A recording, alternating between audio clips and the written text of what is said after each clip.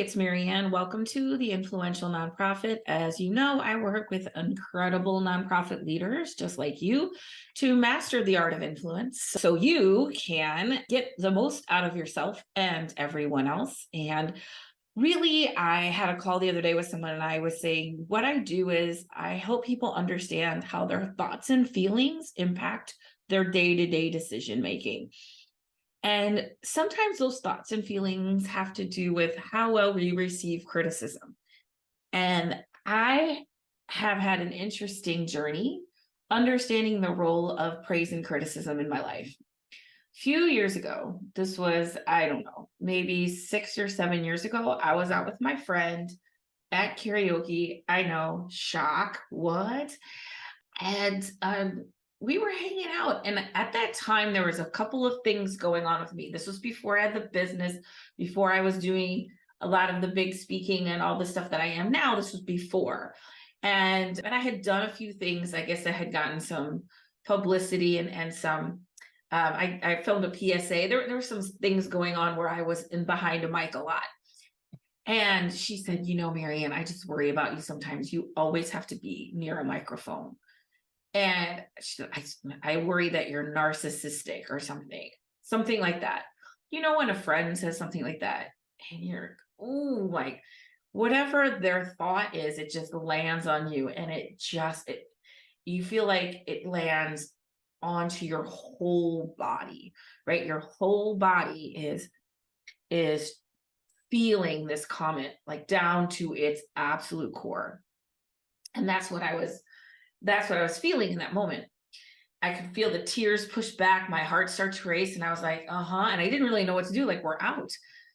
And I actually didn't say anything in the moment because I was in shock. I've gotten better, right, at navigating those in the moment things, and that's what I help people do now.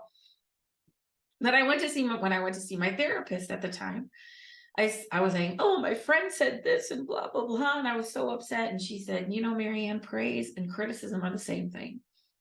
And I'm like, what in the world are you talking about? Because one feels really good and one feels really bad. And she said, nope, those are just other people's opinions of you.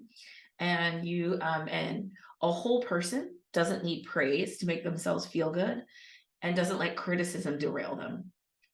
And in that moment, and this is exactly how it happened. I mean, I remember the exact moment.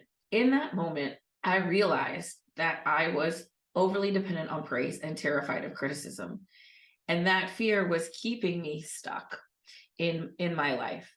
And that if I was going to accomplish the things that I was going to accomplish and help the people that I wanted to help and be a thought leader and help revolutionize an industry, I was going to need to be able to navigate praise and criticism. And and then the next thought that came down to me was, oh my God, all my clients are too. All my clients are overly dependent on praise and terrified of criticism because they're all nonprofits. And, and even the word nonprofit, like, why do we have to be defined by what we're not, right? Which is the least interesting thing about the industry.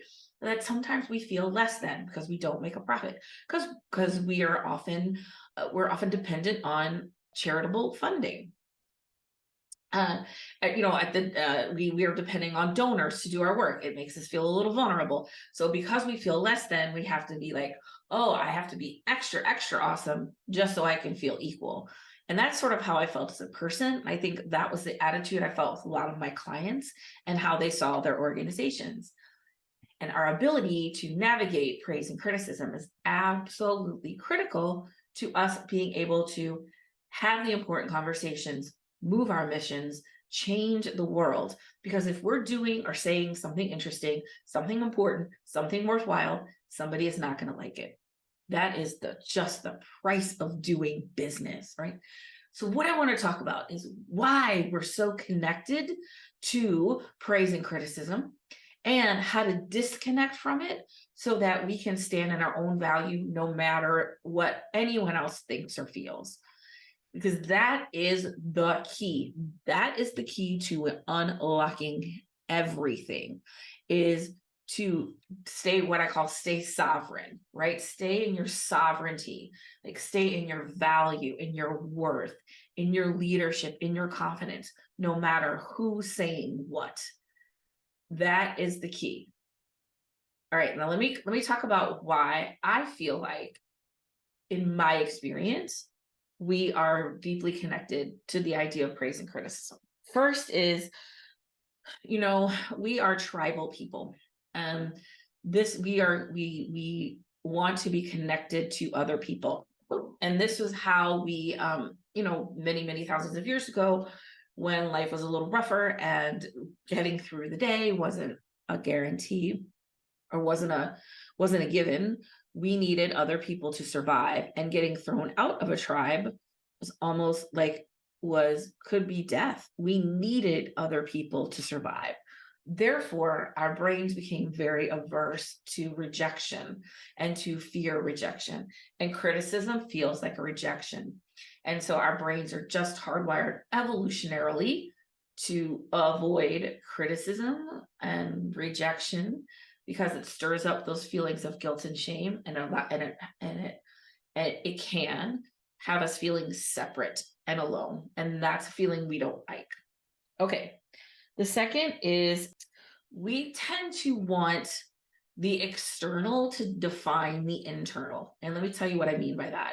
So this beautiful soul who came through my course last year, one of the things she said to me was, Maryanne, I want people to see my organization as credible. I don't think we're seen as credible. And I said, okay, well, what would that mean to you? And we talked about what being credible looked like. And what I led her to the realization of is, you're waiting for these donors to say, oh, you guys are credible, and then you'll feel credible, when it's actually the opposite. You have to stand in your value. You have to feel credible. You have to feel like you're worthy of investment before other people are going to invest in you. But what she wanted was, I want these people to tell me how to feel. And I said, nope, it's the opposite. And so when we stand in our own value, people will connect with that. They'll either connect with that or they'll fall away, and they're not your people. And when we get to define our own self, that's when we become powerful. And so one of the reasons that criticism hurts so much and praise can feel, or criticism hurts and praise feels so good, is that those external validations, right? When we're so needy of those external validations. I need somebody to tell me I'm pretty every day so I can feel pretty. If somebody tells me I'm pretty, I'm like, am I pretty? I don't know. Somebody tell me. And we're constantly like trying to, like, needing that mirror to mirror us something that we want to see. And if it mirrors us something we don't want to see, then we lose our power. Also, praise can also, and I love praise, but also sometimes praise can feel uncomfortable to people too. They feel unworthy of it. So praise can feel just as bad as criticism sometimes if you don't feel worthy of it.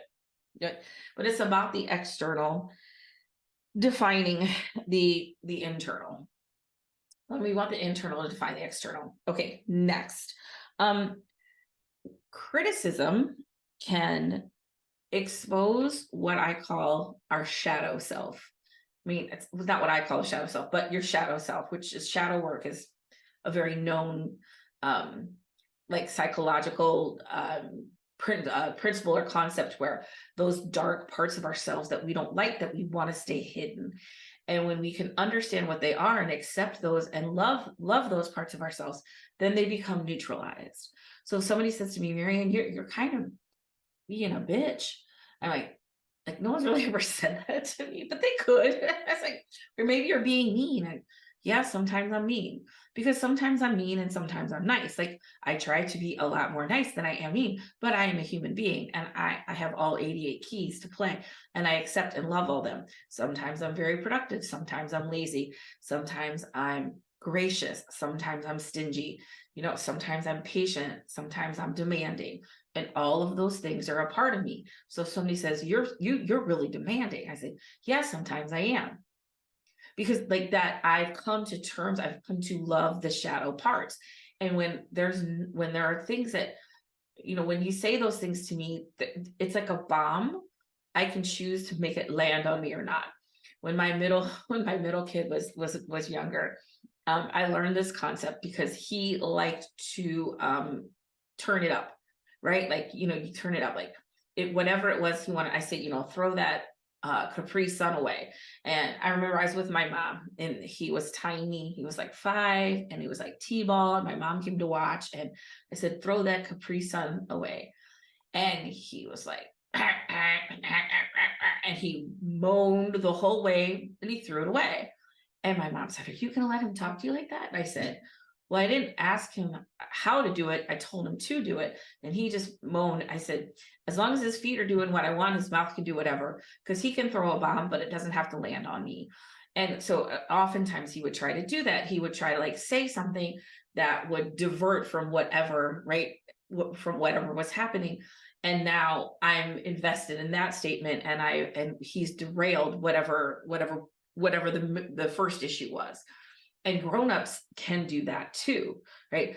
They will throw a bomb on you because they know that you'll get upset, and they know that it will derail from whatever the conversation is, and that is when then, and if you feel it in your body, when that happens, when you feel it in your body, you feel tears or sweat, or your heart race, or your heart's pounding, or your stomach hurts, that's when you've gone into fight or flight. That's when you're not regulated, and it's time to take a step back from that conversation.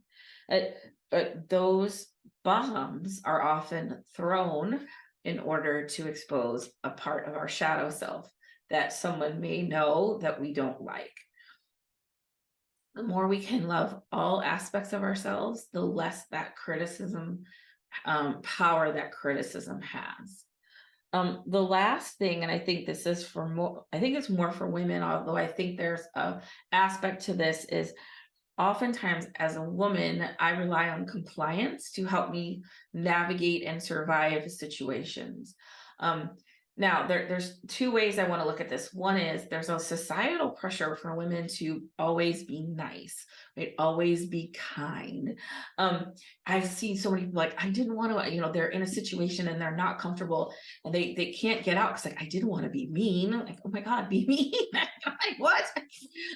And also there's that, like, where I'm supposed, and also sometimes for our safety and survival, compliance is necessary.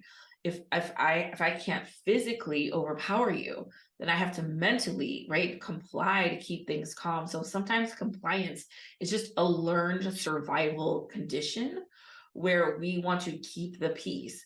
And so criticism or praise, it feels like we're not, we're afraid of criticism because we don't want it. We want to be compliant, and we want to keep that peace. The last thing I want to say is that we often read other people's behaviors as a reflection on us.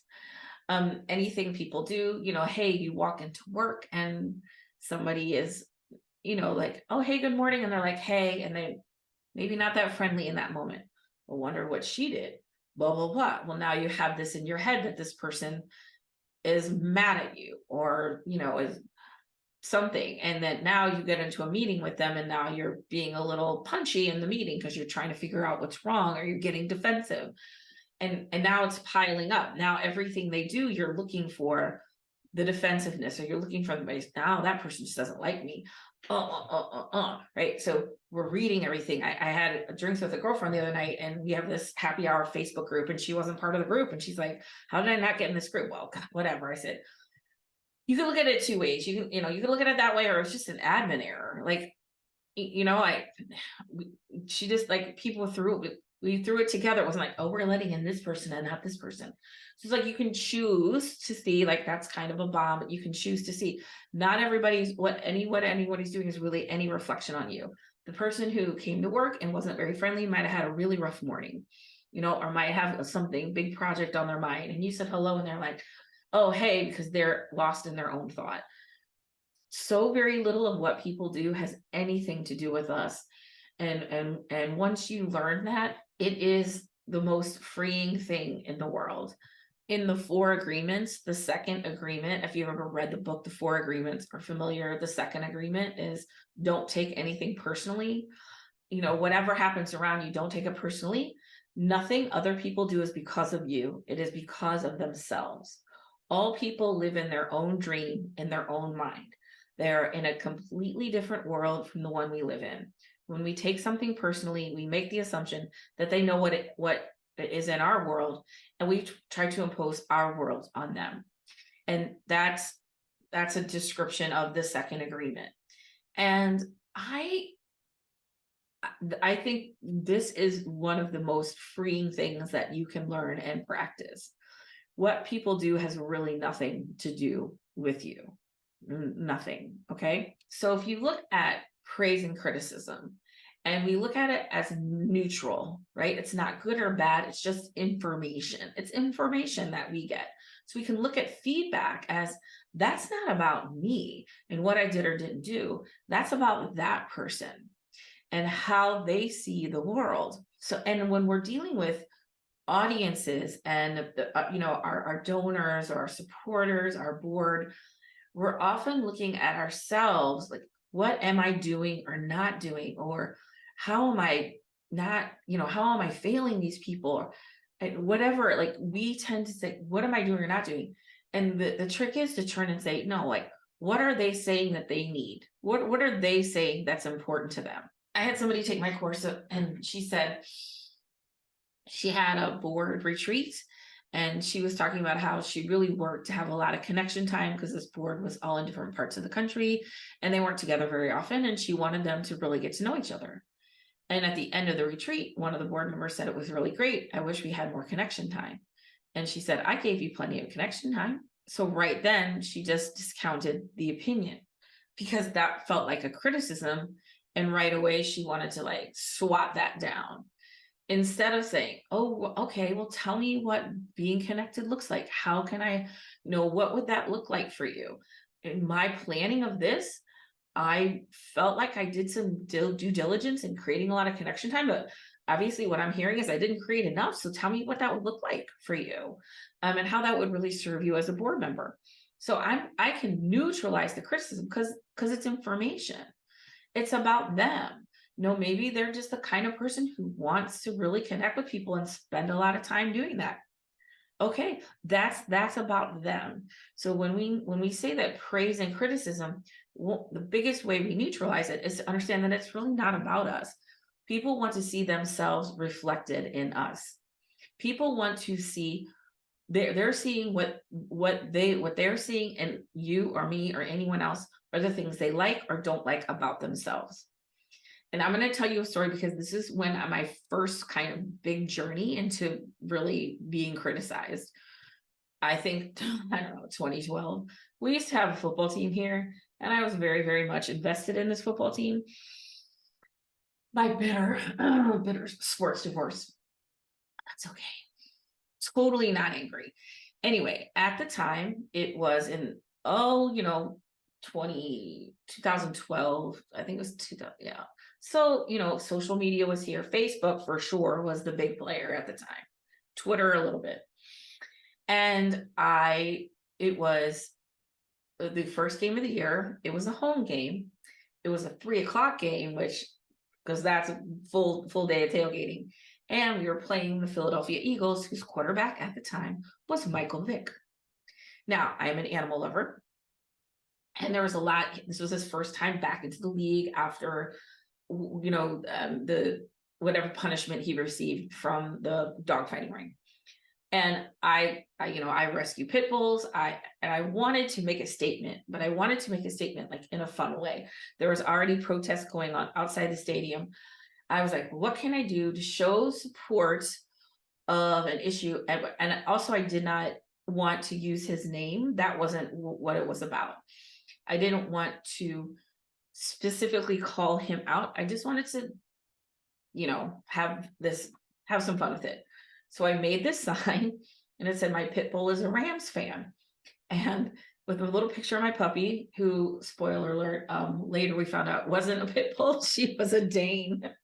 So, okay, whatever. She was a lab Dane. We thought she was lab pit. Okay. So,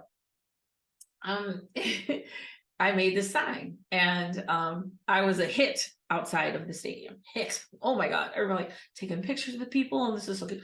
It was fun. It showed support of my team. It brought attention to an issue. I felt like I was in the spirit of the game, and I wasn't denigrating anyone or calling attention to anyone. And I thought it was awesome. I walk into the stadium and they won't let me come in with the sign. Now, I have very small children then. And my youngest daughter was with me. And she was about 3. And she's like, and then they literally bring the police in. They're going to arrest me if I try to walk in with this sign. There's a lot of choices. I think if I could do it, I would make differently. Because I would say, yeah, arrest me. Let's just see where this goes. But I had my family with me. I wanted to go into the game and I said, fine, I won't bring it in. But I came outside and there was a protest going on outside. And I saw somebody that I knew. And I said, here's my sign. I really like it. Can I just get it back when we're done? And she said, hell yeah. So I put all my contact info on the back. And I said, if I don't see you after the game, just get in touch with me and I'll get it from you. And I let it go. Well, this person proceeded to shop this sign around every news van that was outside of the dome. One thing I didn't tell you is in 2000, I was inducted into the Football Hall of Fame, the actual Football Hall of Fame in Canton, Ohio, as the Rams' ultimate fan. And so the headline kind of wrote itself, like ultimate fan banned from the stadium, blah, blah, blah. And guess what? The Monday morning, I had the first of many, many interviews talking about the sign, which right now seems so innocuous and so silly. But it blew up. It blew up. And one of the stations even did a quiz. Should this have been allowed in the stadium? Yes, no, blah, blah, blah. You would not believe what people were saying about me. And that was the first time I really could see how what people were saying about me was a reflection of what they wanted to see in themselves. I'm a saint. Oh, you're so awesome. But I just wanted to be on the big screen. I wasn't honestly wanting to be a saint. I just wanted to be on the big screen. You're a saint. You're horrible. You're bringing the game down. Leave that man alone. I'm racist. I'm no fun. All of these things. And that's what people wanted to reflect to me. And, here's the thing. If everything's a mirror, if you're willing to look at it, and if you're willing to say, is it something I should pay attention to? But I get to decide what feedback it resonates with me or not. I get to choose. And in that moment, or in the moments after this whole thing, and it started to blow up and it went a little bit viral, and they even I would be driving and I would hear DJs on radio stations talking about this, and I'm trying to call in, put me on the air. They were literally talking about me right now. And I want to tell them what I think. Somebody there was editorials, there was all of these, this guy used to do these 2-minute editorial or a minute editorial things on the news at night, where he's just one of those cantankerous personalities. He would just go off on something. And he went off on the NFL for disallowing the sign. It was on poster board. If I knew it was going to be controversial, I would have put it on fabric and put it in my bag and no one would ever noticed. And I would have just unfurled it. And I don't know what would happen after that. See, it's always hindsight. And anyway, that was the first time that I really could see what it was like to be a public figure. I just got a little glimpse into that, where what people are doing is they're reflecting what they like or don't like in themselves onto you. It really had nothing to do with me, and also that you feel like you know the person, you feel like you know exactly who they are, and you're sure of your opinion, right? Like people were sure that I was this or this or this. The story actually died off in a few days, and I resumed my regular way of living. But I would sit on the couch next to my husband, like, I can't believe this is happening. This is the craziest thing. It was just this silly little sign. And I got so much praise and so much criticism, and it was all just noise. It was really just noise. When we look at feedback as neutral information, we look at feedback as this is about the other people, praise and criticism, not me, right? We can neutralize it. We can, and then we can then keep ourselves sovereign no matter what is happening. And I'm not going to say that criticism doesn't always sting, okay? Somebody says something to me, I'm a human being. It's going to hurt me. I have feelings. Also, I know that that feeling is a phase and it's just going to roll right through me. And yes, I could be uncomfortable in the moment, but that feeling's not going to kill me. And I know that it comes from the shadow self. I know that it comes from the parts of me that I don't like. And so when I can see that, and I can see that it's also something they're calling for, the things in themselves that they don't like, I can neutralize it. And then I can use it as information gathering, and I decide what I want to allow into my space or not. I what I call the sovereign, right? I'm the undefended queen. I'm the queen. I decide what feedback I want to bring in, and I decide what feedback I want to leave out. But I can look at it and say, that's interesting. Somebody says, oh, I don't think your marketing is, punchy enough or lively enough or whatever. Like, oh, okay, that's interesting. Tell me what that means to you, or tell me what that looks like. I can tap in what that means to them, instead of like, oh God, am I not doing a good job? Blah, blah, blah. And then the monkey mind goes and the spiral goes and the shame spiral starts, right? And now you're piling it on. I can't do anything right. And we want to avoid that. So we avoid the criticism. But if we can neutralize that, we can neutralize the criticism. Pain, conflict or criticism and praise are the same thing. They're other people's views of us. In the nonprofit space, we have important work to do. We have very important work to do. We have missions to move. We have, systems to dismantle. We have hard conversations and issues ahead of us. And the way that we can step into that is to be okay with praise and criticism, knowing that if we're doing something important, somebody's not going to like it, and that's okay. I want to finish this by sharing a little case study of my client right now that is really learning how to navigate praise and criticism. And I can tell you, it is beautiful to witness. I have been working with the Sisters of St. Joseph of Carondelet for a couple years. I was a little bit sporadically, but at the beginning of this year, I came on retainer basis. We did some planning, and now we're doing some implementation, and I'm just guiding that process and holding them accountable. Really detaching from praise and criticism is a practice, and so be gentle with yourself in the beginning, because it is retraining your brain, but it's also retraining the culture of an organization. So it's not just, it's individual and it's a collective. So I could make you the coolest, funkiest, funnest message that's going to get you a ton of attention. But if it's going to ignite an imposter syndrome, or if you're not comfortable, like, oh, that's going to upset people, then it's really not going to go anywhere, right? You're not going to embrace that message because it's not rooted in your value. And you may do things to not spread it as much as you want, or even sabotage it a little bit because you're just not comfortable, because you want if I have the strong message, then I'll feel strong. No, you feel strong, and from that place we create a strong message. It's inside first. So I worked with two individuals inside the organization who took my course. Then I worked with the communications and the development team together, and then from there we started to be a lot stronger in the messaging.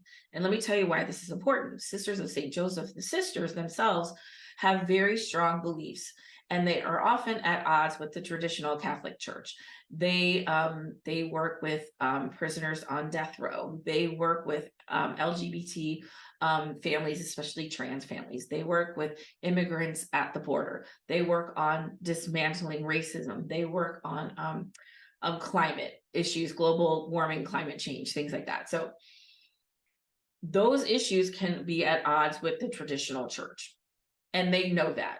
And also, there was a tendency to play a little small from the communication standpoint, lest some of the donors be upset at what was happening.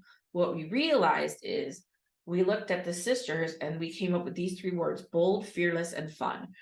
And are the sisters are bold or fearless and fun? Are we being bold and fearless and fun in the way that we communicate? And so slowly over time, now we're stepping into more, right? They did a magazine, and the cover of the magazine, or I think it was the cover, but there was an article for sure about the trans ministry. That's a big topic right now. Last week, or at the beginning of the month, they changed their logo on their Facebook page to the pride flag. And because that's something that that's a ministry that they work in. It was really cool to just see that we just did that. And we knew some people would like it, and we knew some people wouldn't, and that was okay. And just to stand in that confidence and that neutrality, knowing that we're going to say what we believe. And if it's not for you, that's totally fine. But then here come the comments, you're wrong about this, blah, blah, blah, da, da, da. I'm so disappointed. And the sisters are great. I love them so much. Everyone, and we're just standing there like, hey, this is who we are. And we're fine if you like it or not.